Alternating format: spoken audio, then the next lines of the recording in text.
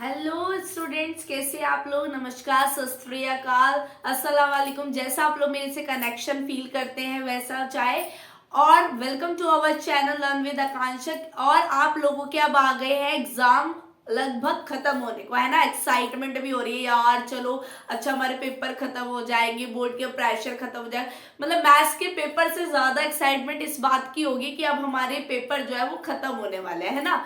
और अब डर भी है कि मैथ्स का एग्जाम है, किस तरीके से हम मैथ्स के एग्जाम को अप्रोच करें, कैसे कहां से किस टाइप की प्रिपरेशन करें। ये वाला क्वेश्चन बच्चों के माइंड में बहुत आता है। और क्या बोलते हैं, हाइपरनेस भी होती है कि यार किस तरीके से, मतलब होता है ना ई करने वाला कि यार किस तरीके से करें, कैसे करें कैसे करें।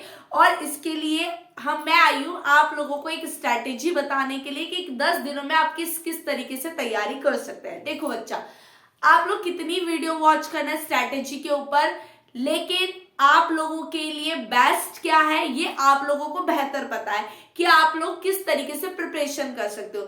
जैसे फॉर एग्जांपल अगर मैं आप लोगों को ये बताऊंगी कि भाई आप लोगों को तैयारी ना ऐसे ऐसे करनी है, ठीक है, लेकिन आप लोगों को लग रहा है कि नहीं यार तैयारी ऐसे करने में मजा नहीं आएगा या हम लोगों के अप्रोच के बाहर है, तो क्यों ना हम इस तैयारी को ऐसे करें। It's depend on you.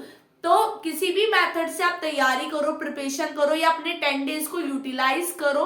ये जो वो है time, it is well known for you कि मतलब आप लोगों को अपने लिए पता है कि यार हमें इस टाइम को कैसे यूटिलाइज करना है। हम सिर्फ यहाँ पे एक एडवाइस देने के लिए खड़े हैं कि आप लोगों को ऑप्शंस दे रहे हैं कि भाई इस तरीके से आप अपनी स्ट्रेटेजी को फॉलो कर सकते हैं, ठीक है। तो भाई पहली स्ट्रेटेजी क्या है। पहली स्ट्रेटेजी देखो बच्चा, आपके पास 10 डेज का गैप है। किस दिन का गैप है? 10 डेज का गैप। तो पहला टारगेट आप माइंड में ये बना लो कि भाई मेरे को ना 7 मार्च तक, अपना 7 मार्च तक ऑल सिलेबस रिवाइज कर लेना है। ऑल सिलेबस क्या कर लेना है? रिवाइज कर लेना है। And what about 8 and 9? 8 and 9 पर मैं अपने सैंपल पेपर लो, ठीक है, सैंपल पेपर को सॉल्व करूंगा 8 और 9 पे। और जब मैं अपना सिलेबस रिवाइज कर रहा था या कर रही थी, जब मैं अपना सिलेबस को रिवाइज कर रही थी तब मुझे ना कोई प्रॉब्लम्स आई, मुझे कुछ क्वेश्चंस में क्या आई? प्रॉब्लम्स आई। करते हुए, सॉल्व करते हुए कुछ क्वेश्चंस में क्या आई? प्रॉब्लम आई। तो जब आप अपने सिलेबस को रिवाइज करोगे ना तो आप लोग क्या करना, उस पे प्रॉब्लम पे क्या लगा लेना? डॉट लगा लेना। कि मतलब प्रॉब्लम क्या होता है, देखो प्रॉब्लम होता है क्वेश्चन समझ में नहीं आता, या उस क्वेश्चन को करने में मुझे बहुत ज्यादा टाइम लग रहा है, या मुझे फॉर्मूला याद नहीं आ रहा है। तो उस पर आप लोगों ने क्या लगा लेना है? डॉट लगा लेना, पॉइंट लगा लेना है। क्यों? क्योंकि आपको उसको एंड टाइम पर क्या करना है? रिवाइज करना है, ठीक है। तो उन क्वेश्चंस को आप लोगों ने भी प्रॉब्लम सॉल्व करना है, 2-3 बार सॉल्व करना है।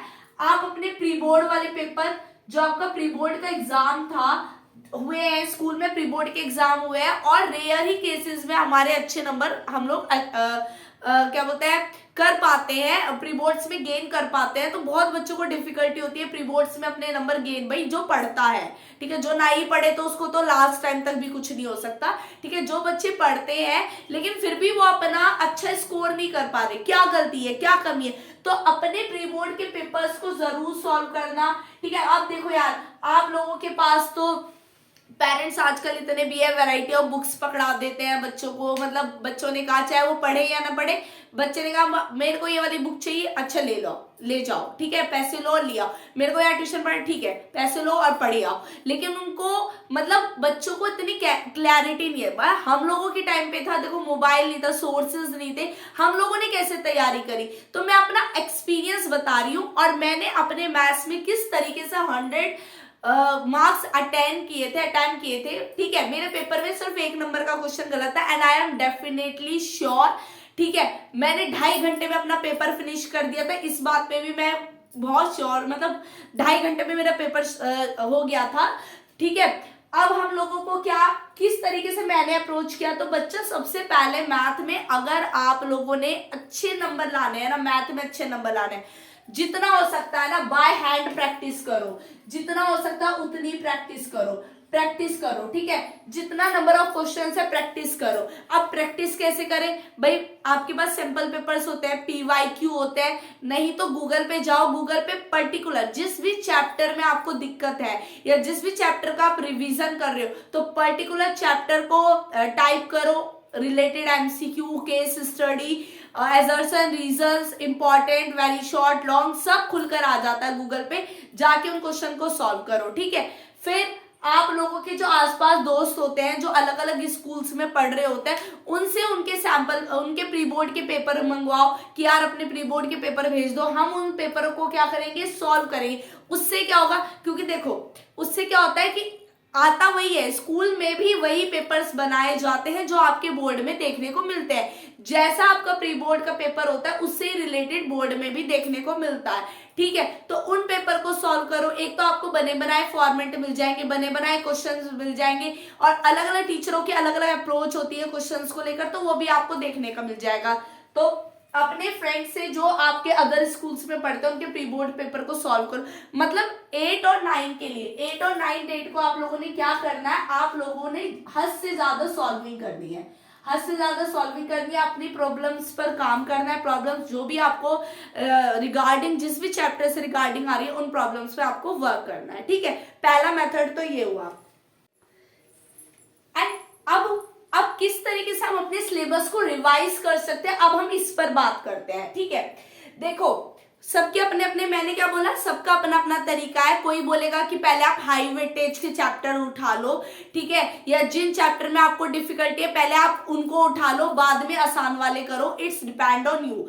लेकिन मेरा मानना यह है कि अगर आपको तैयारी करनी है, या मैंने कैसे तैयारी करी थी, ठीक है, तो उसके लिए मैं बताती हूँ। उसके लिए मैंने क्या करा था भाई, पहले ना आप लोग जो सिंपल है, जो सिंपल चैप्टर है, जो सिंपल चैप्टर है, जो आपको बहुत अच्छे से आते हैं, बहुत अच्छे से आते हैं, ठीक है, उन चैप्टर्स को आप लोग करो। जैसे कि आपका पॉलिनोमियल हो गया, ठीक है, नंबर पॉलिनोमियल हो गया आपका, नंबर सिस्टम हो गया आपका, ठीक है, कोऑर्डिनेट ज्योमेट्री हो गई आपकी, कोऑर्डिनेट ज्योमेट्री हो गई आपकी, स्टैटिस्टिक्स हो गई, प्रोबेबिलिटी हो गई, ठीक है। इस तरह के चैप्टर को आप लोग सबसे पहले उठाओ। अच्छा, क्यों कह रही हूं मैं इस तरह के चैप्टर को उठाने के लिए, पता है क्यों? क्योंकि ये जो चैप्टर्स है ना आपके बेटा, ये 2 दिन में पूरे हो जाएंगे, 2 दिन में। मैं ये सोचू ना, अगर डल से डल बच्चा भी है और अगर वो करना चाहता है तो वो भी इन चैप्टर्स को 2 दिन में पूरा कर लेगा। अब क्या होगा, हमारे पास 2 दिन खत्म होने के बाद कितने दिन बचते हैं भाई? लास्ट के 2 डेज तो आप भूल ही जाओ। आपके पास कितने दिन है? 28 से आपके पास 7 है, ठीक है, मतलब आपके पास 8 डेज है। 8 में से 2 दिन तो आपने इनकी तैयारी कर ली, ठीक है। आपके पास बचे 6 डेज। अब 6 डेज में आप लोग अपनी ट्रिग्नोमेट्री, मेंसुरेशंस, मतलब अपने हिसाब से उसको लेकर चलो, ठीक है। अब सिंपल चैप्टर, उससे क्या होगा, खत्म हो गया तो आप में ना एक कॉन्फिडेंस भी बिल्ड होगा, यार मेरा 2 दिन में कम से कम 30% 40% जो है मैंने सिलेबस को अप्रोच कर लिया, अपने सिलेबस को खत्म कर लिया है। तो उससे आपका जो है, आपको इतना डर नहीं होगा। क्योंकि अगर आप ट्रिग्नोमेट्री लेकर बैठ गए स्टार्टिंग में, मेंसुरेशन लेकर बैठ गए स्टार्टिंग में, तो पहले तो आप लोग थोड़ा सा, मुझे पता है बच्चे हर बारी करते, पहले फॉर्मूला रटेंगे, पूरा एक दिन उस पे लगा देंगे, और उसके बाद भी उनको लगता है, पढ़ने के बाद भी उनको ऐसे ही लगता रहता है, यार मेरी कुछ भी तैयारी नहीं हुई, पता नहीं मेरा ट्रिग्नोमेट्री चैप्टर कैसा जाएगा।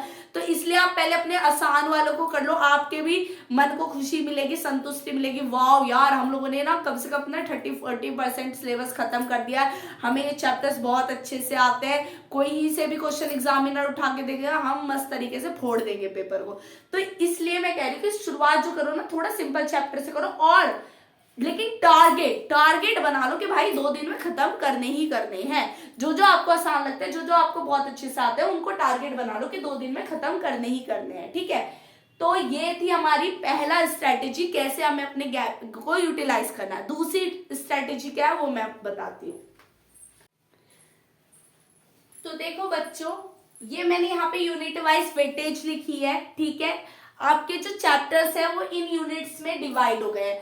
अब हम लोग किस तरीके से तैयारी कर सकते हैं? दूसरा मेथड ये है कि आप लोगों के पास जो, आप लोग ना अपने डेज को देखो कितनी यूनिट है, 1 2 3 4 5 6 7 7 यूनिट है, ठीक है, 7 यूनिट है और आपके पास ये समझ लो 7 दिन भी है, ठीक है। लेकिन हाँ मैं समझ रही हूँ कि जो अलजेब्रा है उसमें ज्यादा चैप्टर है, ठीक है। आपकी जो ट्रिग्नोमेट्री होती है वो आप लोगों के लिए थोड़ी सी आपको हार्ड लगती है और आपको जियोमेट्री भी बहुत हार्ड लगती है, क्योंकि बच्चे कहते हैं कि ट्राइंगल, मेरे मतलब मैंने कई स्टूडेंट से सुना, वो कहते हैं कि यार ट्राइंगल और सर्कल में ना मतलब समझ नहीं पाते कि कहाँ से क्वेश्चन बनकर आ जाए, कैसे आ जाए।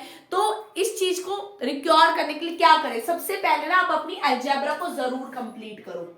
सबसे पहले शुरुआत दिन में आप अपनी अलजेब्रा को कंप्लीट करो और अलजेब्रा के लिए टारगेट बनाओ कि 1.5 डेज में हमें इसमें कंप्लीट करना है, क्योंकि इसके अंदर आपके आता है चैप्टर 2, 3, 4 और 5। आपके अलजेब्रा में कौन कौन से आते हैं, 2, 3, 4, 5, ठीक है। तो आप लोगों ने क्या करना है, आप लोग टारगेट बनाओ कि 1.5 दिन में मेरे को ये करना है, ठीक है। अब बचा मेरे पास आधा दिन, तो आधा दिन के लिए मैं नंबर सिस्टम और कोऑर्डिनेट ज्योमेट्री करूंगा, क्योंकि इसमें गिने चुने ही क्वेश्चंस आते हैं और ज्यादा हाथ पैर मारने की भी जरूरत नहीं पड़ती है, ठीक है। तो आधे दिन में मैंने मतलब आप ये देखो कि 2 और 3 डेज लो, अगर 2 और 3 डेज मानकर चलो तो आपने ये वाली चीज कंप्लीट कर ली, ठीक है, कंप्लीट कर ली। अब आप लोगों के पास बचता है कि आपके पास पढ़ती है ज्योमेट्री, ट्रिग्नोमेट्री, मेंसुरेशन और प्रोबेबिलिटी। भाई आप इसको मेंसुरेशन और प्रोबेबिलिटी को अपने 2 दिन दे दो, 2 दिन दिया तो 2 दिन दिया आपने इसको, 2 मतलब 2 या 3 दिन दिए, 3, 2, 5, आपके पास अभी भी 2 दिन, तो पूरा एक दिन इसको दो, पूरा एक दिन इसको दो, ठीक है। और देखो आपके 7 दिनों में पूरा का पूरा सिलेबस हो गया कंप्लीट। 8, 9 में क्या करना, वही करना है। 8, 9 में जितना हो सके पेपर को सॉल्व करो।